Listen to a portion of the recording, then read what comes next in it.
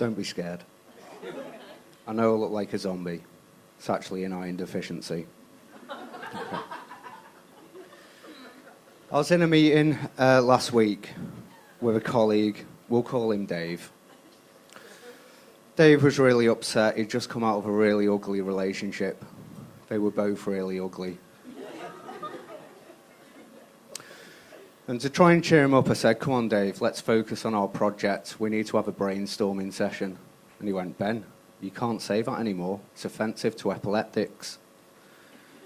Can't say brainstorming. You've got to say idea shower instead. So that doesn't really work for me, that, Dave. It doesn't sound right asking someone to go for an idea shower. I mean, would you want to go for an idea shower with me? So I said, all right, I'll get on board with this, Dave. Let's go for an idea shower. Let's get our ideas on this whiteboard. You can't say that, Ben. It's offensive saying whiteboard. You've got to say whiteboard instead. Okay, so we'll get our idea showers on a whiteboard then, Dave. Because he was so sad, I said, come on, Dave, let me set you up on a blind date. I said, Ben, you can't say blind date anymore. You've got to say visually impaired date.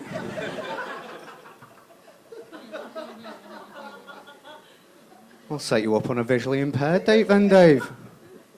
But I don't like dogs, said Dave. What? She's not got a dog. Well, if she's visually impaired, she's going to have a dog. But she's not visually impaired, Dave.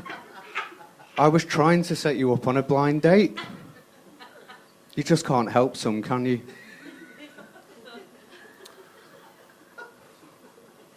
Anyone stay up till 4 o'clock watching Game of Thrones? I did. What a disappointment. Still not finished. Teresa's still on the throne. Boris wants to be there. Some guy called Nigel's disrupting everything. Tommy Robinson doesn't like milkshakes thrown on him.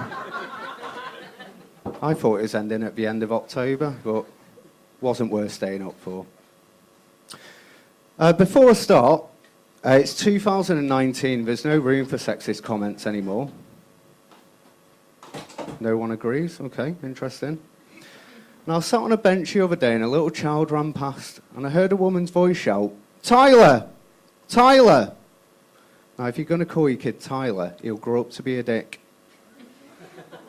And then the woman turned to what I believe was a friend or a family member and went, oh, is he typical male? He's not deaf, he just doesn't.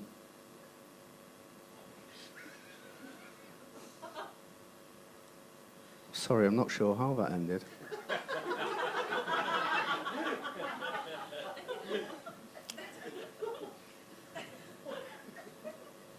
I told my parents I was on at the HotWaterComedyClub tonight.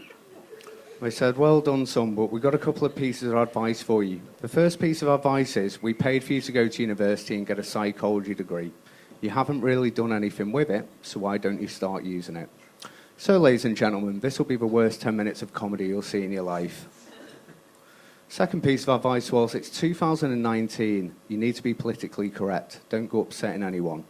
So just as a reminder, this is a comedy show tonight. Anything I say tonight is surely just for jest. Don't take things seriously. One of the weirdest questions I've ever been asked over the years as a psychology graduate is, take any serial killer and put them on a modern day TV show. So I went for Fred and Rose West on Grand Designs.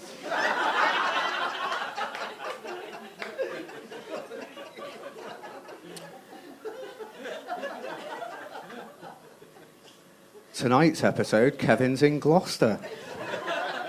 He's come to meet the West family. Rose is hard-working. She's self-employed. But because she's really been putting the hours in, she's got a really bad back.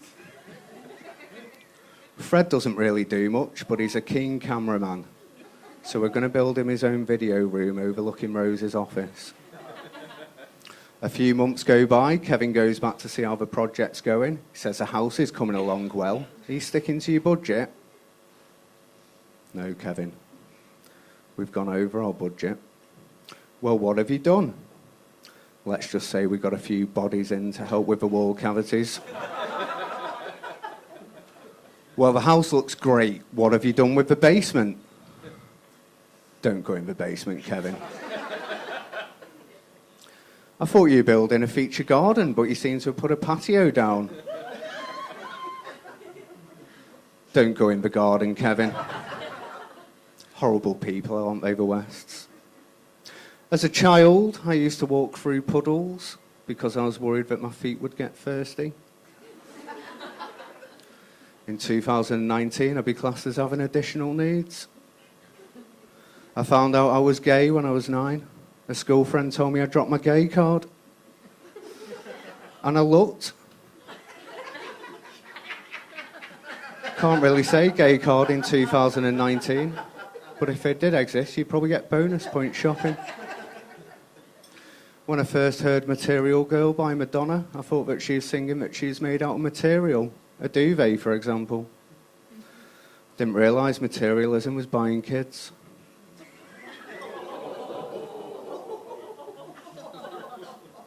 Too soon?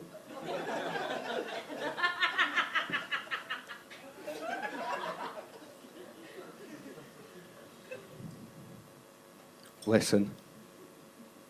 That's what she said. He's not deaf, he just doesn't listen. I get it now, it was sexist. With it being 2019, we've had a lot of kids born in the family recently, and they're at an age where they like to have bedtime stories read to them. Now, I don't know if you've looked at bedtime stories recently, but they're not really fit for purpose. So tonight I'm going to go through with you Goldilocks and the Three Bears, 2019 version. I hope you've heard the original. Goldilocks was gender neutral. Goldilocks went for a walk in the forest and came upon a house. And when she knocked on the door, nobody answered, so she walked right in. As she went into the house, she came across a table with 3 bowls on it. She touched her first bowl. "Ah, this is so hot," she said. "There's no warning label. I'm going to sue." She touched her second bowl, and it was too cold. She touched her third bowl, and it was just right. Goldilocks started to tuck into it. As she had a few mouthfuls, she spat it out. "Oh, this isn't vegan. It's going to wreak havoc with my lactose intolerance." Goldilocks' tummy began to hurt. She went into the next room where there were 3 chairs. The first chair was too big. The second chair was too big. The third chair was just right. And as Goldilocks sat into it, it broke into tiny pieces. Goldilocks felt body shamed. Her tummy was really hurting, so she went upstairs where she found a bedroom with 3 beds in it. She thought, 3 beds in one room? That's a bit weird. I hope it's not for Fritzl's house. Be careful with your drink. She tried the first bed and it was too hard. She tried the second bed, it was too soft. She tried the third bed, it was just right. Goldilocks fell asleep. Meanwhile, 3 bears are walking through a sustainable forest. There's Mama Bear, Baby Bear, and Papa Bear. I do have to apologise, it is a heterosexual marriage. Mama Bear and Papa Bear were arguing a lot. The reason why they were arguing so much, Papa Bear had just lost his job, got caught sleeping with his secretary.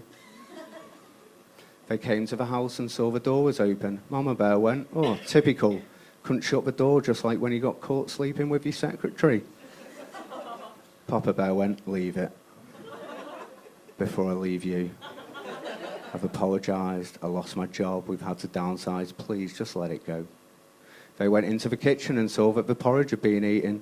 Mama Bear went, "Great, now we're going to have to eat out of food banks because our universal credit's been cut off." Papa Bear went, "Just let it go." They saw that the chair was broken, and then they went upstairs where Goldilocks was in the bed. Mama Bear went, "Typical. Couldn't just sleep with her in the office, could you? You had to bring her back here as well." Papa Bear said, "Let it go before I kill you." Meanwhile, Goldilocks woke up, was frightened when she saw the bears and ran off into the forest where Joseph Fritzl was waiting in a transit van. Just before I leave you, another weird question I've been asked over the years is, take any child abduction, put that on a modern day TV show. So I went for Shannon Matthews on Cash in the Attic. My name's Ben Lund, thank you for your time.